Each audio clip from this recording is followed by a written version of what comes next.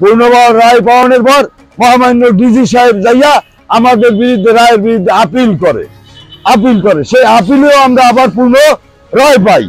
DG সাহেব পাই না, আমরা রায় পাই। মহামান্য মেজর জেনারেল সে আপিল করে আমাদের বিরুদ্ধে, সে রায় আমরা পাই। সেই রায়কে এখন পর্যন্ত আমাদের কার্যকারিতা আমাদের কোনো যোগদান দেওয়া হচ্ছে না। এই না হওয়ানে আমরা এখন পর্যন্ত কিভাবে কি করব? আমরা শুনলাম যে হাইকোর্টের রায় স্বরাষ্ট্র মন্ত্রণালয় পাঠাইছে, স্বরাষ্ট্র মন্ত্রণালয় থেকে ডিজি সাহেবের কাছে একটা চিঠি প্রেরণ করেছে, যেটা মে মাসের 18 তারিখ।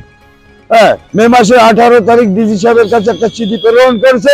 ডিজি সাহেব ওই চিঠির আর কোনো উত্তর দেয় না দেওয়ানে আমরা এইভাবে আমরা সমস্ত লোক পদক্ষেপ নিয়ে যে এখানে আমরা আমরণ অন্বেষণ করব। এই আমরা আমরণ 29 তারিখ এখানে আমরা আমরণ অন্বেষণে কর্মস্থলে আসার পর ডিজি সাহেব 29 তারিখ থেকে 29, 30, 1, 2, 3 তারিখে ডিজি সাহেব আমাদের ওই চিঠির দীর্ঘ 1.5 মাস পর ওই চিঠির উত্তর মন্ত্রণালয় ছাড়েন।